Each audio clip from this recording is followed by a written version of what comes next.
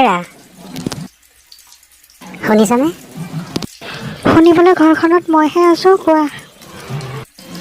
কিবা এটা শুনিছানে? কা আন্দোলন শেষ হ'ল, এতিয়া ৰাস্তাৰ পদূলি শুনিবলগীয়া একো নাই। মই কৈছোঁ যে পানী মটৰ যে চুইচটো দি থৈছিলে পানী পৰিছে, সেইটো শুনিছানে সুধি আছোঁ। তুমি যদি শুনিছাই অফ কৰি থৈ আহিলে হয়চোন।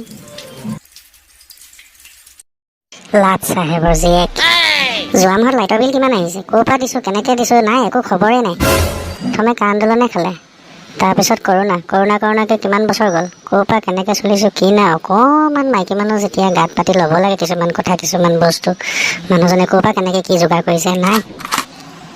হেৰৌ, আগৰ মাইকী মানুহে খেতি পথাৰৰ পৰা আদি কৰি চব কৰিছিলে, কিন্তু আজিকালি এটা গেঞ্জি ধুবলৈও ৱাশ্বিং মেচিনটো ইউজ কৰে।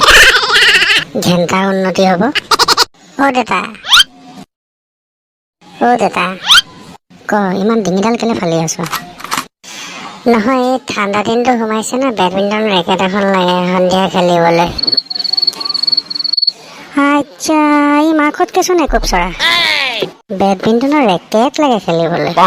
কাইলৈ পৰহিলৈ বছৰেকীয়া পৰীক্ষা হ'ব, ৰিজাল্ট দিয়াৰ পিছত সেই কাগজবোৰে প্লেন বনাই উৰাবি যা। বেডমিণ্টন খেলিবলৈতো এতিয়া বয়স হোৱা নাই। একো এটা নিদিয়ে। শান্তি কি আছিলে পাহৰিয়ে থাকিলোঁ।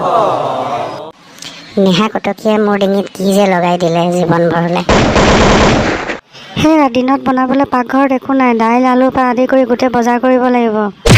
মোৰ ওচৰত এতিয়া পইচা নাই, যি আছে তাকে বনা। তুমি ঘৰতে আছা ন, ময়ে বজাৰকেইটা কৰি আহোঁগৈ। পইচা? টিভি ছেটআপ বক্সটো তলত যে থৈছিলা তাৰ পৰাই লৈ গৈছোঁ। অ' আই, তাতো পালিগৈ নি? সেই টকা বেলেগৰ পইচা হয়।